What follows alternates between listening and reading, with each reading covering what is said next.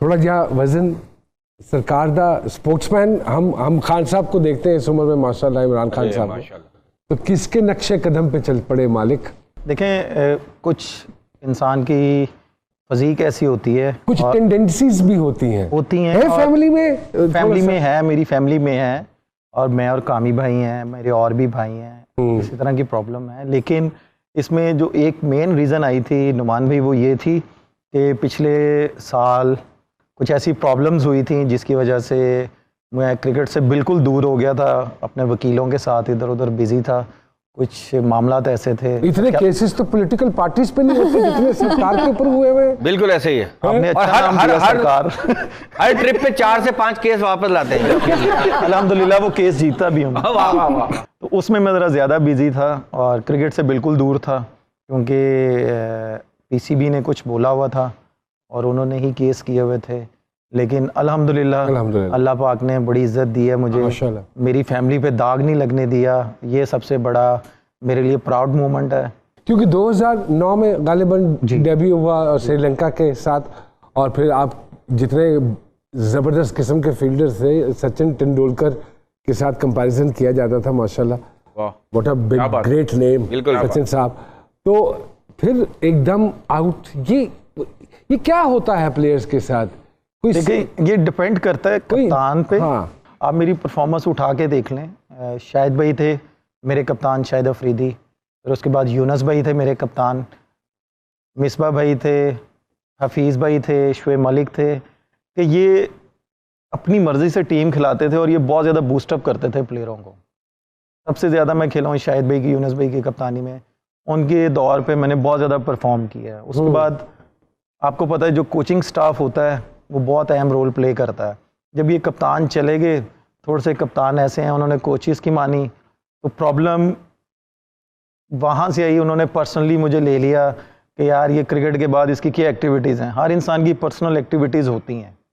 मैं वापस आता हूँ, मैं अपना, मुझे अच्छा नहीं लगता मैं किसी के साथ जाऊँ, लड़कों के साथ जाऊँ, मैं अकेला खाना जाता था, कमरे में आता था, म्यूज़िक सुनता था, तो वो एक रोल मुझे दे दिया गया, यार ये टीम मैन नहीं है। सैम साहिबा, thank you very much for joining us. Thank you so much. ब्यूटिशियनर हैं, क्या क्या करती हैं, और माशाल्लाह ये सैंपल के तौर पे इतने सारे चेहरे आपके सामने पड़े हैं। पुरानी इमारत भी है, अगर ये पुरानी इमारत भी एक है और एक पुरानी इमारत हमने ठीक ठाक करके रखी। तो हम लोगों पे थोड़ा सा मुझे बताएं, हम लोगों पे कितना काम होने वाला है? क्या तगारियां लगेंगी हमारे ऊपर? क्या नुमान भाई से शुरू करें, ट्रॉलियां लगेंगी? सर नुमान के बारे में तो मैं कुछ भी नहीं कह सकती, ही बहुत ग्रेट इंसान है, मतलब कहना चाहती हैं, क्रश है एक्चुअली, बहुत बड़े इंसान। 18 नंबर का जूता पहनते हैं क्या? लेकिन ये कि आजकल हर कोई शॉर्टकट लेता है ज़्यादा से ज़्यादा यंग लगने को, यू नो। पहले होता था कि फेशियल्स होते थे, मसाजेस वगैरह होती थी, तो लेकिन अब ये कि क्योंकि मेरा जो है वो एस्थेटिक में है, तो aesthetic is a short form कि आप थोड़े टाइम में ज़्यादा अच्छे, ज़्यादा यंग, यू नो, लगने लग जाएं। तो इसमें बहुत सारी चीज़ें आ जाती हैं। पहले होता था कि हम टाइटनिंग की तरफ जाते थे, तो हमें फेशियल्स की तरफ होता था कि लो लेवल में रह के तो हमने फेशियल्स को कंटिन्यू रखें तो हमारी स्किन टाइट रह जाती थी। लेकिन अब उनके ये कि आप 2 घंटे में भी अपनी स्किन को, यू नो, टाइट कर सकते हैं। वो मुख्तलिफ लेजर मशीन्स आ गई हैं, laser machine, different thing is called, you know, fillers, Botox, 2 घंटे में से? हाँ जी माशाल्लाह सरकार, वो ये जो फिलर्स लग जाते हैं और फिर ये जगह जो है वो खिंच जाती है। हमारे बहुत सारे माशाल्लाह वो जिन आर्टिस्टों के बारे में कहते हैं ना कि इनके चेहरे पे एक्सप्रेशंस नहीं आते, वो यही एक खास वजह है कि मतलब खिंचवा लिया है। हाँ, नहीं, वो फिलर्स लग जाते हैं और वो जगह जो है ना वो खिंच तो जाती है, लेकिन उसके अंदर कोई एक्सप्रेशन नहीं फिर वो सर वो कब तक रहता है? वो 2 घंटे में तो हो जाता है। ये बोटॉक्स होता है जिसकी सर बात कर रहे हैं, ये आपके जो मसल्स इंप्रेशंस होते हैं उनको फ्रीज कर देता है, आप कुछ भी इंप्रेशन दे ही नहीं सकते। कितना अरसा रहता है वो दोबारा अपनी सूरत? अगर कोई भी आपको कह देना कि जी ये मोर देन अ ईयर रह सकता है तो ये झूठ है। हर जो बोटॉक्स होता है वो 6 to 7 मंथ के लिए ही होता है। हाँ, ये बोटॉक्स और फिलर्स का ये रिवाज आ गया है कि अब अब जैसे वो कहते हैं ना सुरमे वाला चढ़दा ऐसी बस नहीं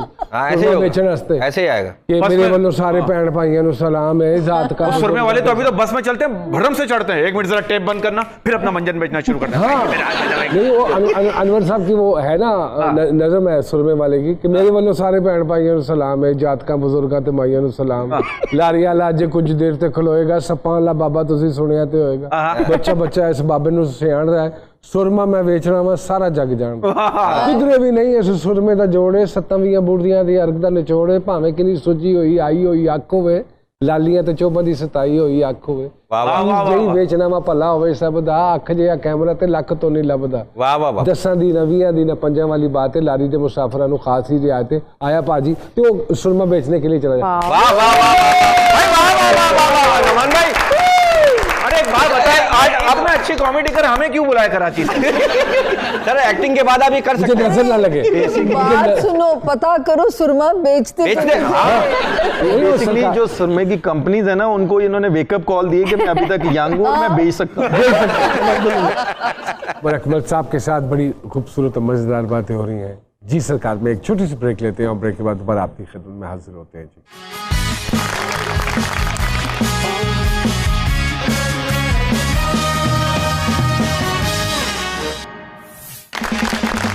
वेलकम बैक टू जी सरकार। तो सर बात हो रही थी जब आप किसी ग्रुप का हिस्सा नहीं रहे और कभी इतनी डिसिप्लिन्ड आपने लाइफस्टाइल गुजारा है, बिल्कुल कमरे में भी अकेले, तो फिर वाई उमर अकमल हमेशा तनकीद का निशाना क्यों बना? क्यों? आप चाहे मेरा रिकॉर्ड निकाल के देख लें कि क्रिकेट चाहे वो फर्स्ट क्लास क्रिकेट है चाहे इंटरनेशनल क्रिकेट है, अगर मैंने क्रिकेट का कोई डिसिप्लिन खराब किया है तो मैं जिम्मेदार हूँ। क्रिकेट के बाद मेरी अपनी पर्सनल लाइफ है, बिल्कुल ठीक बात है। मैं उसको क्या कर रहा हूँ क्या नहीं कर रहा, उस वक्त ना क्रिकेट है ना कुछ। लेकिन सर आपको लगता है सर कि ये अब मैं आपको सिर्फ छोटा सा एक वाकया बताता हूं। लाइफ जो है वो करियर के ऊपर इफेक्ट करती है? जैसे मैं एज एन एक्टर अगर कोई बात पाकिस्तान में, ये सिर्फ पाकिस्तान में है। अब मैं सिर्फ आपको एक छोटी सी मिसाल देता हूँ कि मैं लास्ट फ्राइडे अपनी फैमिली के साथ डिनर करने गया हूँ। वहाँ पे कुछ फैमिलीज ऐसी बैठी हुई थी कि उन्होंने बोला कि जी उमर आ गया। बीच में एक फैमिली ऐसी बैठी हुई थी कि जिसको मैं जानता भी नहीं हूँ और उसके छोटे छोटे बच्चे हैं, कोई 12-13 साल के बच्चे हैं, और वो ना कमेंट्स पे कमेंट्स पास करता जा रहा है ऊंची ऊंची। 7 टेबलें बैठी हुई हैं, फैमिली बैठी हुई हैं। तो मैं बड़े प्यार से उनके पास गया हूँ। मैंने कहा प्लीज़ मेरी फैमिली साथ बैठी हुई है, आप जैसे लोगों को मैंने एक राइट दिया हुआ है सोशल मीडिया पे आप जो मर्जी बोलो, इस तरह आप पब्लिक प्लेस पे नहीं कर सकते। मैं कहा कल को आप पे भी टाइम आ सकता है, आप ये ना करें। मैं ये कह के फिर आया हूँ, फिर उसने उल्टे सीधे कमेंट्स पास करने शुरू कर दिए। बोलने से पहले सोच लिया करें। वो साढ़े बुजुर्ग कहते सना जी पहले सोचो फिर तोलो फिर बोलो। हमारी कौम में प्रॉब्लम ये हो गई है जो मुझे ज़ाती तौर पर नजर आती है, ना ये तोलते हैं ना ये सोचते हैं, ये पटक करके बोलने के बाद सोचते हैं। इज्जत करेंगे तो इज्जत होगी, इज्जत नहीं करेंगे तो इज्जत नहीं होगी। सैम साहिबा बाहर से पढ़ के आई हैं आप और कुछ अर्सा बाहर भी रही हैं। अब हम जब देखते हैं तो डर्मेटोलॉजिस्ट जितने हैं या ब्यूटिशनर्स जितने हैं, अब हर एक ने मशीनें लगा ली हैं, हर एक कोई नए नए रास्ते बता रहा है। आपको लगता नहीं है कि दूसरे ममालिक इस मुल्क की खवातीन को बेवकूफ़ बना रहे हैं? एक ही मशीन जो है वो उसको मॉडिफाई करके बार बार वही बेच रहे हैं और यहाँ की औरतें 20-20, 25-25, 30-30 हज़ार रुपया एक सेशन का दे रही हैं और धड़ाधड़ दे रही हैं। अब मैंने ये देखा कि यहाँ पे गली गली में कॉर्नर में एक गली में 10 भी सैलून है। ये आप बाय नहीं कर सकते, आप वैक्स भी बाय नहीं कर सकते बाय, बिकॉज वो भी हार्म है आपके लिए कि अगर आप घर में इसको यूज़ करते हैं तो you can burn your skin.